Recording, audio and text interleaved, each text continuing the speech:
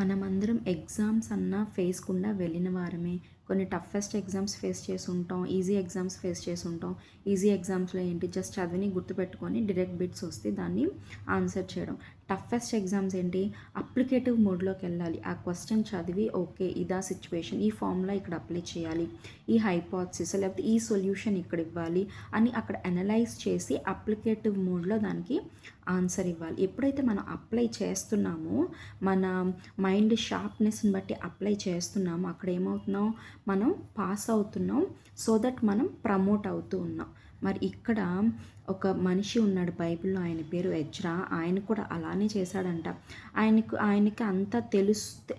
చాలామందిని చూస్తూ ఉంటాం, వాళ్ళకి అన్నీ తెలుసండి, అన్నీ తెలుసు కానీ దాన్ని అప్లై చేయరు. వాళ్ళకి బైబిల్ అంతా తెలుసు కానీ వాళ్ళ జీవితంలో దాన్ని అప్లై చేయరు. కానీ ఈ ఎజ్రా మాత్రం ఏం చేశాడు తెలుసా, ఆయనకి మొత్తం తెలుసంట, దాన్ని పరిశోధించాడంట. పరిశోధించి మొత్తం తెలుసుకొని ఆయన లైఫ్లో దాన్ని బట్టి నడుచుకున్నాడు. అంటే ఏంటి, అప్లై చేశాడు. ఆయనకి ఏదైతే తెలుసో దాన్ని అప్లై చేశాడు కాబట్టి ఆయన లైఫ్లో పాస్ అయ్యాడు, క్వాలిఫై అయ్యాడు.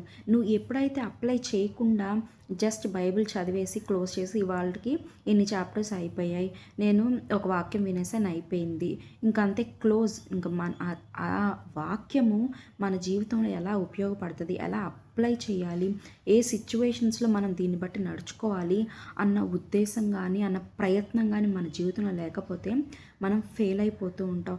మరి ఈయన దాన్ని పరిశోధించి తెలుసుకున్నాడు. ఆ మోషే ధర్మశాస్త్ర గ్రంథమును పరిశోధించాడంట. ఎప్పుడైనా పరిశోధిస్తే ఇంకా కొత్త కొత్త విషయాలు తెలుస్తాయి కదా. మరి ఈయన ఇంకా దేవునిలో ఇంకా ఎదగడానికి, దేవునితో సహవాసం చేయడానికి ఆయన దాన్ని పరిశోధించి తెలుసుకొని ఆయన ఒక్కడే అప్లై చేసుకోవడం కాదు, ఇతరులకు కూడా, ఆ దేశ ప్రజలకు కూడా ఆయన చెప్పడం, ఆ కట్టడల్ని వారికి బోధించడం స్టార్ట్ చేశాడంట. మరి ఈయన దేవుని దృష్టిలో గొప్పవాడిగా ఉన్నాడు. ఈయన ఒక పాస్ట్ అంటే క్వాలిఫైడ్ వ్యక్తిగా ఈ ఎజ్రా ఉన్నాడు. అయితే మనం ఏ ఫేజ్లో ఉన్నాం, మనం అప్లై చేస్తున్నామా లేదా ఇంకా మనము ఏదో థియరటికల్గా ఉండి ప్రాక్టికల్ ఫేజ్లోకి వెళ్ళకుండా జస్ట్ చదివినట్లే ఉంటున్నామేమో మనం ఒకసారి గమనించుకోవాలి. మరి అట్లనే ఈ ఎజ్రాకి దేవుని హస్తం తోడుగా ఉన్నందున రాజు అతను చేసిన మనవి ఎప్పుడు చేసినా ఎన్ని మనవులు చేసినా ఆలకిస్తూ ఉన్నాడని మనకి బైబిల్లో ఉంటుంది. మరి ఎప్పుడైతే నువ్వు దేవునితో సహవాసం చేస్తావో, దేవుని కట్టడం నేను నిబద్ధతతో పాటించాలి, డిసిప్లిన్ పాటించాలి అని నువ్వు పరిశోధించి తెలుసుకొని ఆయన పట్ల నువ్వు నిబద్ధత కలిగి ఉంటావో అప్పుడు దేవుడి హస్తం నీకు తోడుగా ఉంటుంది.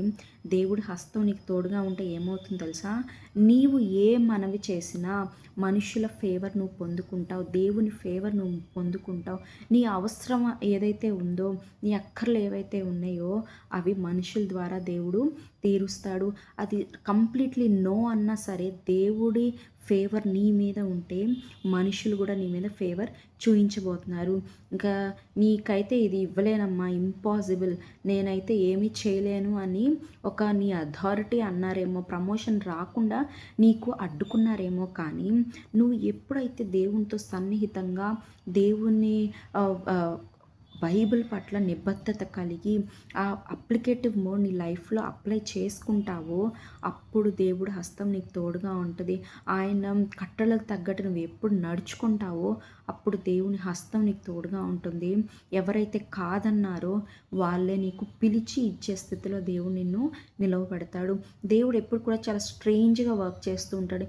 ఎవరైతే కాదన్నారో, ఎవరైతే నిన్ను నెట్టివేశారో వాళ్ళ ద్వారానే దేవుడు అద్భుతం చేస్తాడు, వాళ్ళ ద్వారానే దేవుడు కార్యం చేస్తాడు. కనుక నువ్వు ఏ పరిస్థితుల్లోనూ అప్లికేటివ్ మోడ్లో ఉన్నావు లేదా థియరీ దగ్గరే ఆగిపోయావా అనేది ఒక్కసారి గమనించుకొని దేవునితో నువ్వు సహవాసం చేయగలిగితే గొప్ప గొప్ప కార్యాలు, అద్భుత కార్యాలు నువ్వు చూడగలుగుతావు. కనుక దేవునితో సహవాసం చేయి, దేవుని అద్భుతాలు పొందుకో. ఆమేన్.